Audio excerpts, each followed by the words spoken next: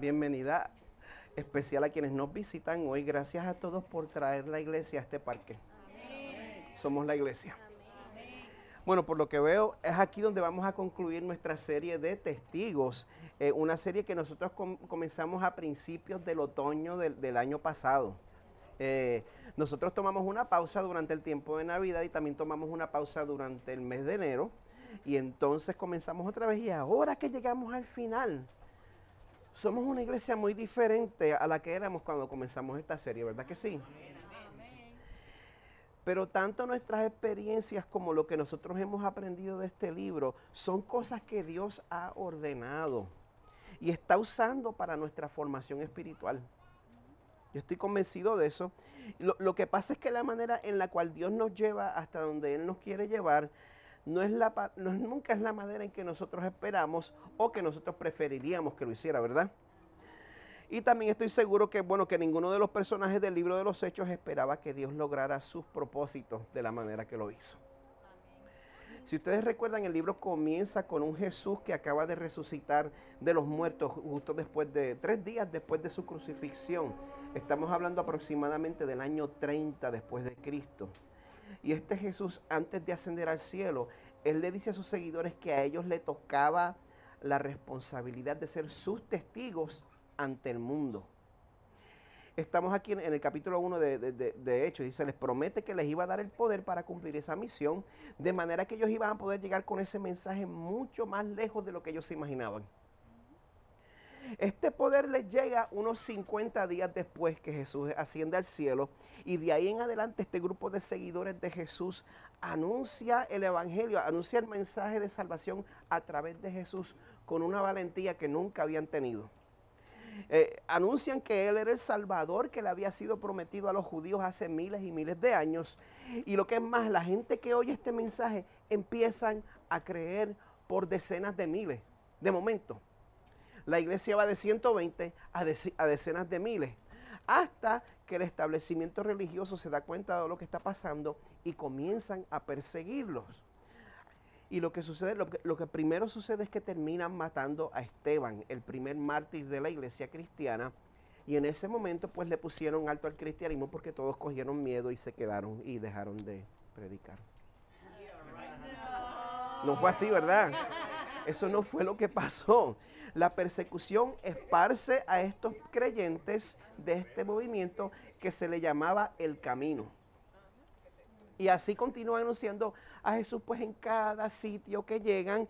Y durante este tiempo Dios decide salvar de una manera traumática a la persona que más perseguía a la iglesia cristiana en sus comienzos, el fariseo Saulo. Y entonces de este momento en adelante Saulo comienza a usar su nombre griego, Pablo. Y tanto Pablo como Pedro se convierten en exponentes del evangelio que son tan efectivos en lo que hacen, que el mensaje termina haciendo algo que no había hecho antes. Cruza fronteras raciales y cruza fronteras, no puedo hablar, cruza fronteras culturales. Y los pueblos no judíos, que ellos pues los consideraban paganos, bárbaros, ahora empiezan a aceptar este mensaje de forma masiva, lo cual pues trae tensiones culturales entre los judíos y los no judíos, porque los judíos viven de manera kosher, mientras que los gentiles no estaban acostumbrados a eso. Pero esas tensiones se resuelven con el mismo poder del mensaje del evangelio. Entonces el mensaje de salvación a través de Jesús llega a sitios que nunca antes se habrían imaginado. Llega a Asia Menor, lo que hoy en día es Turquía, y llega a Europa, a Macedonia, que es justo al norte de Grecia, y llega a Grecia también. Y la segunda mitad del libro nos habla sobre todos los viajes que Pablo toma para anunciar el mensaje de Jesús. Vemos que donde quiera que él llega, primero busca compartir el mensaje ¿con quiénes? Con los judíos, con su gente. Y cuando encontraba oposición le predicaba a los gentiles, los cuales siempre terminaban aceptando ese mensaje en números mayores. Como resultado, los judíos se hacen enemigos de Pablo y lo persiguen, de manera que ponen la vida de Pablo en peligro. Y por eso, en vez de dejarse linchar de ellos, él se aprovecha de su ciudadanía romana para pedir que los romanos se encarguen del proceso legal. Este proceso legal toma varios años. Y Pablo, en vez de usar este proceso legal para defender su causa, él aprovecha cada vista legal que tiene para predicar a Jesús a todas las figuras de autoridad.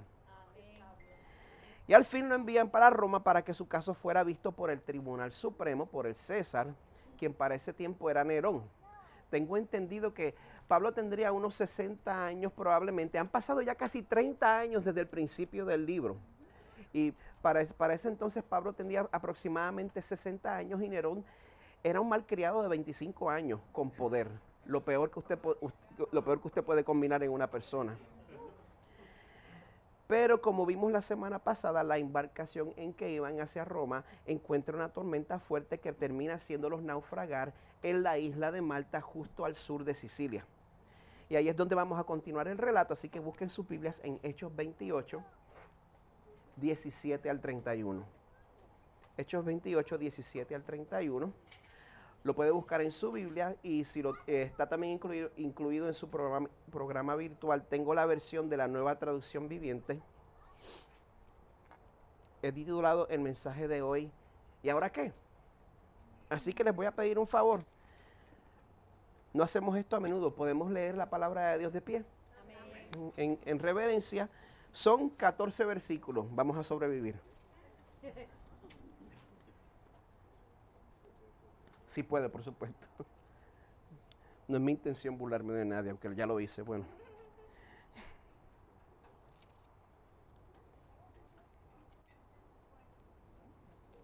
El encabezamiento de este pasaje es: Pablo predica en Roma bajo custodia. Estamos a punto de leer la palabra del Señor. Dice así: 3 días después de haber llegado, Pablo mandó reunir a los líderes judíos locales. Les dijo: hermanos, fui arrestado en Jerusalén y entregado al gobierno romano, a pesar de no haber hecho nada en contra de nuestro pueblo, ni de las costumbres de nuestros antepasados. Los romanos me llevaron a juicio y querían ponerme en libertad porque no encontraron ninguna causa para condenarme a muerte. Pero cuando los líderes judíos protestaron por la decisión, creí necesario apelar al César, aunque no tenía deseos de presentar cargos contra mi propia gente. Les pedí a ustedes que vinieran hoy aquí para que nos conociéramos y para que yo pudiera explicarles que estoy atado con esta cadena porque creo que la esperanza de Israel, el Mesías, ya ha venido. Ellos respondieron: no hemos recibido ninguna carta de Judea ni ningún informe en tu contra de nadie que haya venido por aquí.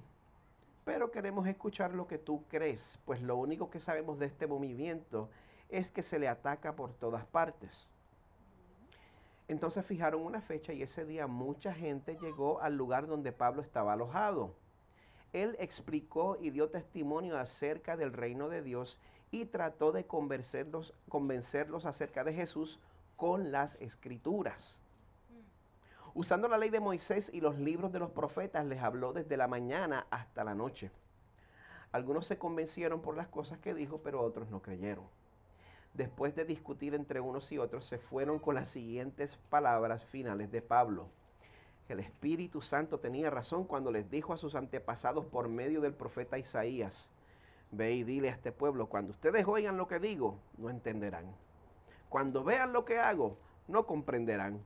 Pues el corazón de este pueblo está endurecido y sus oídos no pueden oír. Y han cerrado los ojos así que sus ojos no pueden ver. Y sus oídos no pueden oír. Y su corazón no puede entender. Y no pueden volver a mí para que yo los sane. Así que quiero que sepan que esta salvación de Dios también se ha ofrecido a los gentiles y ellos la aceptarán. Durante los 2 años siguientes, Pablo vivió en Roma pagando sus gastos él mismo. Recibía a todos los que lo visitaban y proclamaba con valentía el reino de Dios y enseñaba acerca del Señor Jesucristo, y nadie intentó detenerlo. Esta es la palabra del Señor. Y Señor, te pedimos que al leer tu palabra, que tú nos muestres cuál es tu deseo para con nosotros, Señor, nosotros, tu pueblo, tu iglesia. Te pido, Señor, que hagas un milagro especial en nuestro medio. Señor, permite que tus deseos se hagan nuestros deseos. Transfórmanos. Te pido que tu palabra obre en nosotros un milagro de fe para que nosotros podamos vivir vidas en misión. Señor, creyendo que tú vas a hacer lo que dijiste que ibas a hacer, creyendo que tú eres fiel a tu palabra. Señor, no permitas que terminemos viviendo una vida de consumidores, conformándonos con lo que este mundo ofrece. Ayúdanos a combatir esa batalla con el poder de tu Espíritu en el nombre de Jesús. Amén. Tomen asiento. Estamos en el mes de abril, un mes muy importante. Y este próximo jueves 25 de abril es una fecha muy importante para muchas personas. ¿Alguien sabe por qué?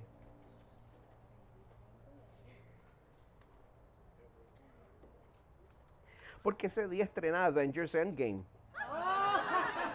¿Quién es fanático de esa franquicia? ¿A quién le gusta? Le gusta a todo el mundo. Esa gente ha hecho un billetal. Y no me miren con la cara de religioso, que a ustedes les gustan las películas de Marvel. Si ustedes han visto alguna de esas películas de Avengers, y bueno, soy puertorriqueño, me voy a dejar de hacer el fin a los Avengers.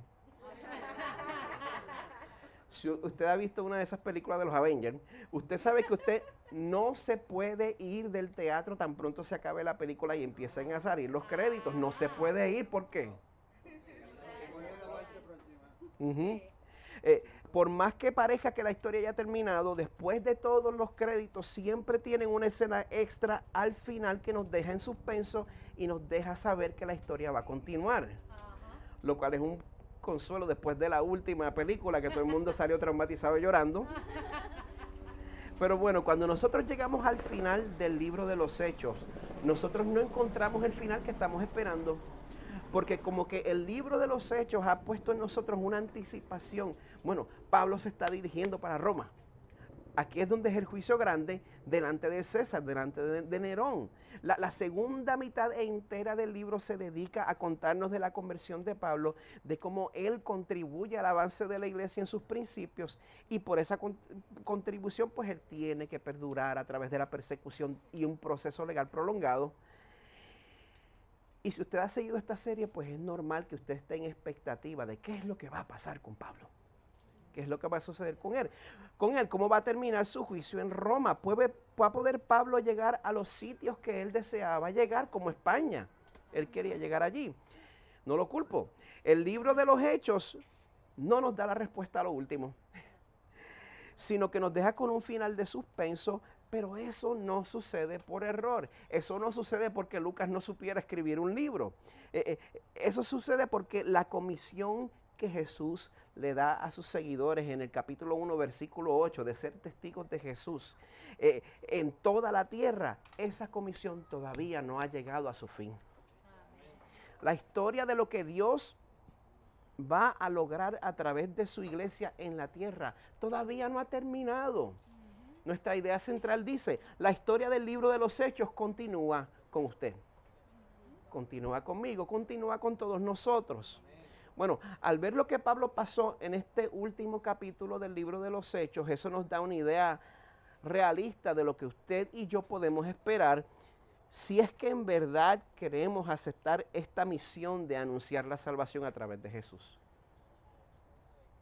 Y aguántese bien porque nosotros podemos esperar que nuestras vidas y que nuestros corazones pasen la misma montaña rusa que Pablo pasa en este capítulo. Podemos aquí ver un Pablo que era un testigo animado, un testigo frustrado y un testigo determinado. Podemos ver esas tres expresiones a través de este capítulo. Así que vamos a comenzar con el primer punto. Pablo era un testigo animado. Esta primera parte tiene que ver con el primer segmento del capítulo 8, el primer segmento que nosotros no leímos, los versos 1 al 16. Pero aunque no nos detengamos a leer esa parte, si me lo permiten, sí la quiero resumir. Si ustedes estuvieron con nosotros el domingo pasado, ¿se acuerdan del naufragio, verdad? Ellos se dan cuenta que habían llegado a la isla de Malta, como les había dicho, justo al sur de Sicilia. El capítulo nos dice que ellos fueron bien recibidos por la gente que vivía allí. Y Dios permite que se dé un milagro al frente de ellos cuando salva a Pablo de morir, después de ser mordido por una víbora venenosa. Y eso lo pone en posición para servir a ese pueblo, pidiendo a Dios que sanara a todos los enfermos que se le traían. Y el Señor sanaba y sanaba y sanaba y sanaba. Después de pasar el resto del invierno allí, estuvieron allí 3 meses en Malta. Entonces salen en otro barco por fin hacia Roma. Este capítulo nos dice que cuando Pablo ya estaba en las afueras de Roma, como a 30 millas más o menos de llegar, a punto de llegar, muchos cristianos locales se habían enterado que Pablo estaba de camino a Roma y le salen al encuentro. Y en este punto ya Pablo hacía tiempo le había escrito la carta a los romanos, así que ellos conocían quién Pablo era. Ellos se pueden imaginar, no, ustedes se pueden imaginar cuánto tiempo había pasado desde la última vez que Pablo había experimentado lo que era comunidad cristiana. Él se despidió de sus amigos, estamos hablando de Palestina, salen al viaje en barco, encuentran la tormenta, naufragan, caen en la isla de Malta. El Señor lo ayuda, ministran, hay muchos milagros, pero Pablo en todo ese tiempo no ha experimentado lo que es la comunidad cristiana. Por eso el verso 15 nos dice que cuando Pablo vio a todos los cristianos que le salieron al encuentro, dice, se animó y dio gracias a Dios. Y si Pablo, alguien que se convirtió al cristianismo porque se encontró con Jesús directamente. Si Pablo, alguien que fue usado por Dios de manera sobrenatural con frecuencia. Pablo, alguien que Dios usó para que personas que no podían caminar comenzaran a caminar. Pablo, alguien que Dios usó para que personas que se burlaban de su mensaje quedaran ciegas en el momento. Pablo, alguien que Dios usó para que personas atormentadas por demonios fueran libres al instante. Si ese mismo Pablo necesitaba el ánimo del compañerismo de sus hermanos en la fe, ¿qué le hace pensar a usted que no le hace falta? ¿Qué le hace pensar a usted que no necesita el compañerismo de sus hermanos? ¿Por qué cada 2 o 3 meses es necesario recordarle con insistencia la importancia de participar en los grupos de estudio y aplicación? Dios nos hizo así. El necesitar comunidad no es una debilidad. Dios nos hizo todos de manera que no vamos a poder crecer en santidad sin vivir en comunidad. Va a ser imposible. Si Pablo perdió el ánimo hasta ese día en que se encuentra con sus hermanos en la fe, yo les digo sin temor a equivocarme que cuando usted se aleja de la comunidad de los santos, usted pone su vida espiritual en peligro. Es importante que nosotros recibamos este ánimo porque muchos de nosotros, bueno, yo voy a hablar por mí mismo. Si 9 personas salen a mi encuentro y cada uno de ellos me anima de manera detallada, de manera que me llega al fondo de mi corazón, y la persona número 10 me critica, adivine en quién yo voy a estar pensando el resto del día. ¿Cuántos de ustedes son así? Yo soy así. Nosotros necesitamos ser animados de esa manera y nosotros tenemos que asegurarnos que impartamos ese ánimo de manera extravagante, de manera, cuando usted tenga la impresión de que no hace falta, anime insistentemente, anime aunque parezca en exceso, nos hace falta. Todos los necesitamos porque la labor de predicar el mensaje de salvación a través de Jesús nos va a traer oposición. Y esto es lo que pasa en la segunda porción del capítulo 28 cuando Pablo comparte el evangelio con los judíos en Roma. Los judíos en Roma hicieron de Pablo un testigo frustrado. Ahora comenzamos en la sección que leímos, comenzando en el verso 17. Dice así: 3 días después de haber llegado, Pablo mandó reunir a los líderes judíos locales. Les dijo: hermanos, fui arrestado en Jerusalén y entregado al gobierno romano a pesar de no haber hecho nada en contra de nuestro pueblo, ni de las costumbres de nuestros antepasados. Los romanos me llevaron a juicio y querían ponerme en libertad porque no encontraron ninguna causa para condenarme a muerte. Pero cuando los líderes judíos protestaron por la decisión, creí necesario apelar al César, aunque no tenía deseos de presentar cargos contra mi propia gente. Que Dios me haga a mí así. Que Dios nos haga a nosotros de esa misma manera. Un predicador que a pesar de la persecución que tuvo que aguantar, no permitió que eso lo amargara en contra de sus perseguidores. Increíble. Solo el poder del Evangelio puede hacer eso. El resto de nosotros nos enchismamos. Por eso, en el verso 20, Pablo dice, les pedí a ustedes que vinieran hoy aquí para que nos conociéramos y para que yo pudiera explicarles que estoy atado con esta cadena porque creo que la esperanza de Israel, el Mesías, ya ha venido. Ellos respondieron, no hemos recibido ninguna carta de Judea ni ningún informe en tu contra de nadie que haya venido por aquí, pero queremos escuchar lo que tú crees, pues lo único que sabemos de este movimiento, otras versiones dicen secta, es que se le ataca por todas partes. Yo no estoy seguro si ellos estaban diciendo la verdad ahí. Si usted me pregunta a mí, yo no soy ningún experto en los idiomas bíblicos. Hay mucha gente mucho más inteligente de ellos que yo que puede estar en desacuerdo. Mi impresión personal es que no estoy seguro que esa gente estaba diciendo la verdad porque en Roma ya habían cristianos. Y me es difícil creer que no haya habido interacción ni roces entre ellos ya. Bueno, pero lo importante es que, como dice el verso 23, ellos fijaron una fecha y ese día mucha gente llegó al lugar donde Pablo estaba alojado. Él explicó y dio testimonio acerca del reino de Dios y trató de convencerlo acerca de Jesús con las Escrituras. Recuerden que en ese tiempo el Nuevo Testamento no se había terminado, no existía. Por lo tanto, Pablo estaba persuadiendo a los judíos que Jesús era el Mesías prometido, como dice el resto del verso 23, no, perdón, el principio del verso 23, usando la ley de Moisés y los libros de los profetas, les hablo desde la mañana hasta la noche. Toda la Biblia, Antiguo Testamento, Nuevo Testamento, si usted la entiende correctamente, se va a dar cuenta de que apunta en la dirección del Salvador prometido, de Jesús de Nazaret. Toda la Biblia. Sin embargo, pues cuando Pablo comparte el mismo evangelio, ese mismo evangelio que Pedro predica en el día de Pentecostés en el capítulo 2 y se convierte en 5,000.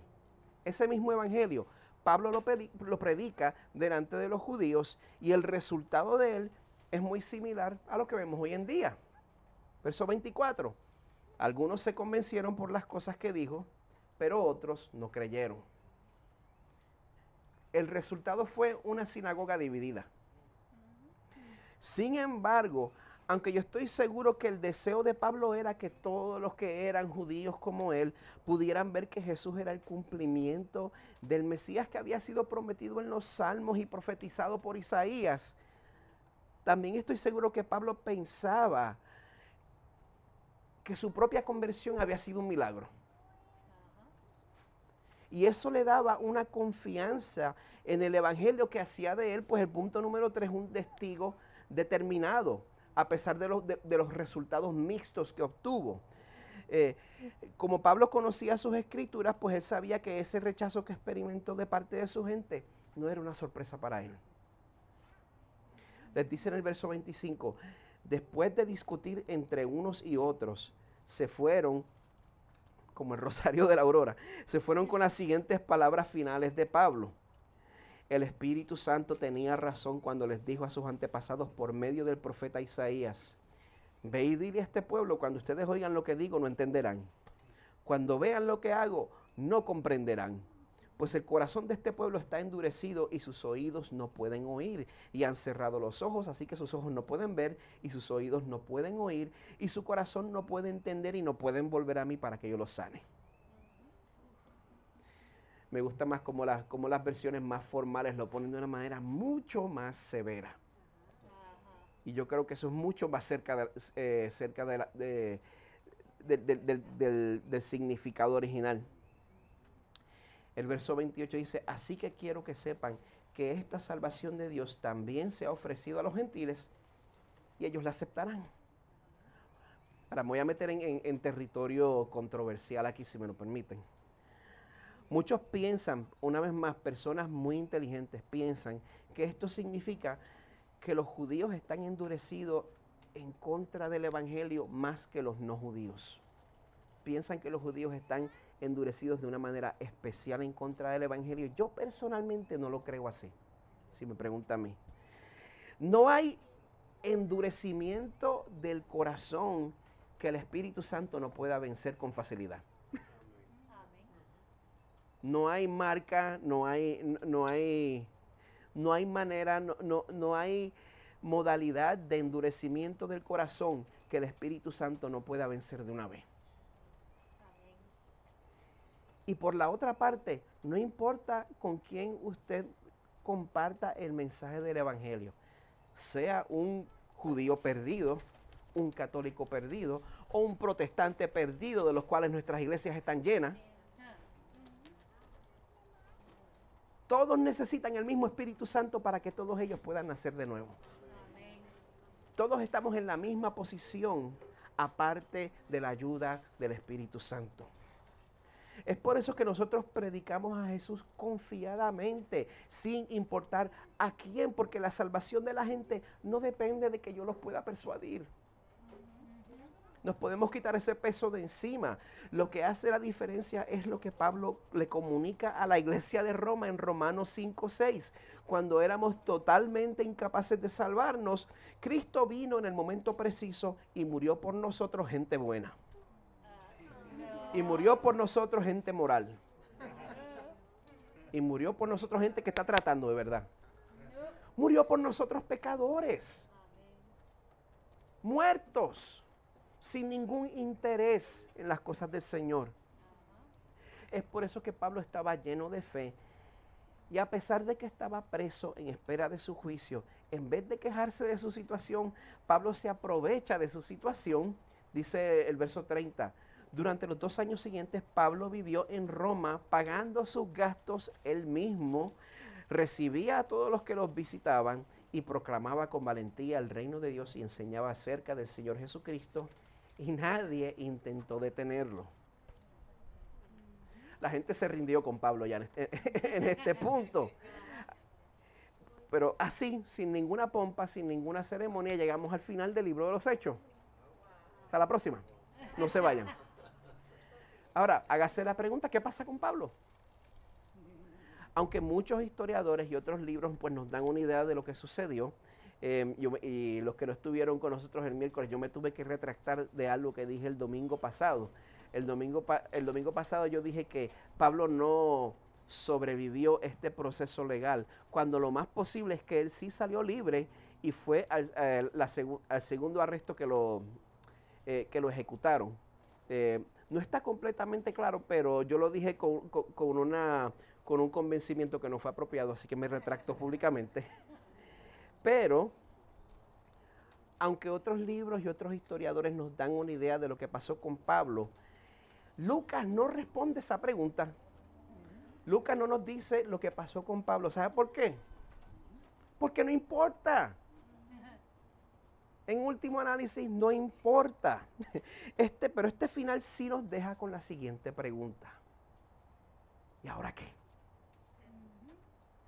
Este final, pues como les dije, nos deja en suspenso. Cuando yo era chiquito, yo veía la serie de Batman de los 60. Como yo la veía doblada al español, pues yo no me daba cuenta del peso cultural que tenía la serie de Batman y que ellos usaban mucha cultura de los años 60 y pues se satirizaban a ellos mismos. Yo no me daba cuenta de eso, yo lo tomaba bien en serio porque yo era un nenito chiquito. Me acuerdo de uno, y pues recuerdo los finales de suspenso. Que siempre continuaban la próxima vez a la misma batidora en el mismo Vaticanal. Me acuerdo de uno en específico, que era una almeja gigante comiéndose a Robin y Robin gritando, Batman, ayúdame. Yo me estaba preocupando tanto por el pobre Robin que estaba llorando. Se supone que los superhéroes no lloren, pero ya me fui por otro camino. Vamos a volver por aquí. Como les dije al principio, cuando Dios usa a Lucas para escribir este libro, Él nos deja con ese final en suspenso. ¿Sabe por qué? Porque la historia de la iglesia no ha terminado todavía. Amén. Es por eso que la red de iglesia a la cual pertenecemos se llama Acts 29, Hechos 29, no porque estamos añadiendo al canon de la Biblia que ya está cerrado, no malinterpreten, sino porque Dios nos está llamando a todos nosotros a vivir en misión igual a la iglesia en sus principios. ¿Entendieron eso? El Señor nos está llamando a todos nosotros a vivir en misión. En este mundo donde suceden tantas cosas horribles, donde usted abre la aplicación de las noticias y es lo más deprimente que hay, usted no se ha rendido todavía. Porque usted está convencido o convencida de que Dios es rey y soberano sobre todo, ¿verdad? ¿Quiénes creen eso? Yo creo eso. Le pregunto, si usted cree eso en su corazón, la gente que le conoce a usted, ¿sabe sobre esa esperanza que usted tiene? ¿O tiene su fe calladita? No estoy hablando de política. La política es un asunto muy diferente y completamente divorciado de su fe, aunque usted no lo crea. La gente conoce la esperanza que usted tiene. Estoy hablando de la esperanza de que al final de todo, los que confían en que Dios nos va a aceptar a través del sufrimiento y la muerte de Jesús, van a ser consolados por Dios mismo de todo el dolor que hemos pasado por toda una eternidad. La gente conocía la esperanza de Pablo y la gente dejó de tratar de pararlo, como dicen aquí a lo último, porque Pablo no se callaba la boca, porque Pablo no dejaba de hablar de eso. Pablo era como son los veganos, como son los que van al gimnasio, como los que venden Herbalife o como los presbiterianos. Se aseguraban de que todos se enteraran. ¿A quién ofendí? Deme tiempo si no lo ofendí, ya pronto llega.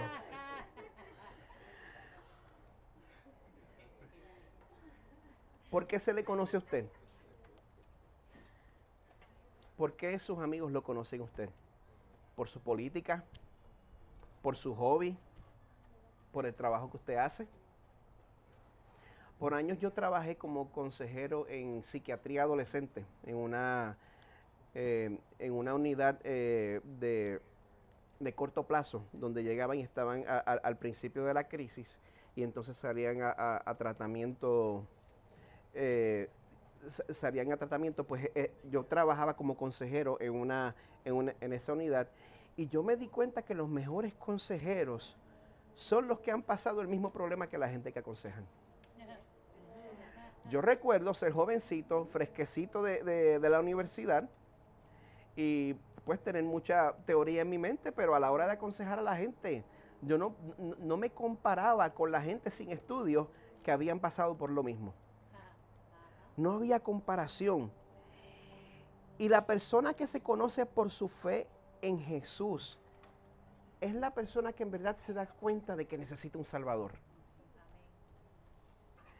Pablo salió a rescatar porque Dios lo rescató a él. ¿Usted se da cuenta de que Dios lo ha rescatado?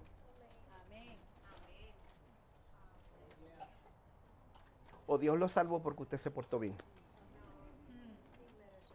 ¿Usted se da cuenta de que el Señor lo ha rescatado cuando usted no lo merecía? ¿Usted se da cuenta de que usted no es perfecto? ¿Cuántos de ustedes son perfectos? ¿Usted se da cuenta de que si Dios no lo salva, su relación con Él nunca se va a restaurar? Si Dios no toma la iniciativa. Usted se da cuenta que Jesús, el Hijo de Dios, vivió una vida perfecta que usted nunca va a poder vivir. Usted se da cuenta que Jesús, el Hijo de Dios, sufrió la muerte que nosotros merecemos morir. Porque nosotros hemos ofendido a un Dios santo a través de nuestro pecado que cometemos con nuestros hechos, con nuestros dichos y con nuestros pensamientos. Usted se da cuenta de que si usted cree en lo que hizo Jesús por ti, tu relación es completamente restaurada sin que tengas que añadir nada. ¿Cómo te hace sentir el saber que Dios te ha rescatado del castigo que mereces? Piensa en eso, Dios te ha rescatado del castigo que mereces. ¿Cómo te hace sentir eso? Mi oración es que tu propio rescate te motive a salir al rescate de otros con la misma insistencia de Pablo. Que la gente se rinde, diga, pues ya yo no voy a tratar de callar la boca a este. A lo último de las notas tengo una cita muy buena del pastor Tony Merida. Él nos anima de la siguiente manera. Él nos dice, hasta que nosotros también veamos al Rey, sigamos el modelo de Pablo, de derramarnos en servicio al reino. Sigue luchando, sigue corriendo la carrera. Cuando veas a Jesucristo con tus propios ojos, no lamentarás el haberle servido fielmente hasta tu último respiro. Nosotros, siendo cristianos comprados con sangre, estaremos en la presencia del Nazareno glorificado por siempre. Estaremos allí con los santos de toda tribu y toda lengua, incluyendo aquellos como Pablo, que fueron sacrificados por causa del nombre de Jesús.